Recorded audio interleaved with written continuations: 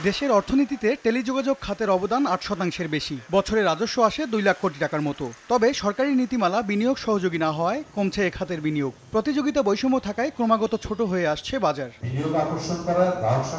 এমন অভিযোগ উঠে এসেছে মঙ্গলবার টিআরএনবি আয়োজিত গোল টেবিল আলোচনায়। মোবাইল অপারেটররা বলেন, নিয়ন্ত্রক সংস্থাগুলোর উদ্যোগ বাজারে সমতা নিশ্চিত করতে পারছে না।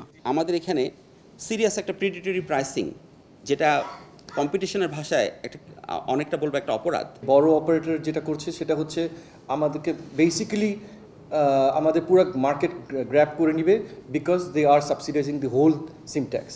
মোবাইল অপারেটরদের সংগঠন এমটবের মহাসচিব বলেন, বিনিয়োগের পরিবেশে স্বচ্ছতা না থাকায় এ খাতে নতুন বিনিয়োগে বিদেশিরা আগ্রহ হারাচ্ছে। আরও বেশি প্লেয়েবল বা আরও বেশি কমফোর্টেবল করতে হয়তো পারি নাই, সেটার কারণে হয়তোবা তারা ইনভেস্টমেন্টে যে স্টল সিচুয়েশনের কথা বলা হচ্ছে সেটা হয়তোবা আমরা এক্সপেরিয়েন্স করছি। প্রধান অতিথির বক্তব্যে বিটিআরসি চেয়ারম্যান বলেন, ব্যবসার চেয়ে সেবার উপর জোর দিয়ে নীতিমালা করা হবে। রেভিনিউ দিচ্ছে না, তাহলে রেভিনিউটা কোথায় চুরি হচ্ছে? গিয়ে দেখলাম যে ওনারা কত কল আনছেন, কোথায় কত কল দিচ্ছেন, সেই অ্যাকাউন্টেবিলিটি নেই, সেই ভিজিবিলিটি নেই। কোনো বিজনেসের স্বার্থে সার্ভিস বাঁচিয়ে রাখা হবে না, সার্ভিসের স্বার্থে বিজনেসকে সাপোর্ট করা হবে। That is what is the stance of BTRC. কোম্পানিগুলোর মধ্যে সমতা নিশ্চিত করতে প্রতিযোগিতা কমিশনের সক্ষমতা বাড়ানোর পরামর্শ উঠে আসে আলোচনায়। সিম ট্যাক্সের কথা বলেছেন, যে সিম ট্যাক্সে কি হচ্ছে। এম এস আরিফিন, সময় সংবাদ, ঢাকা।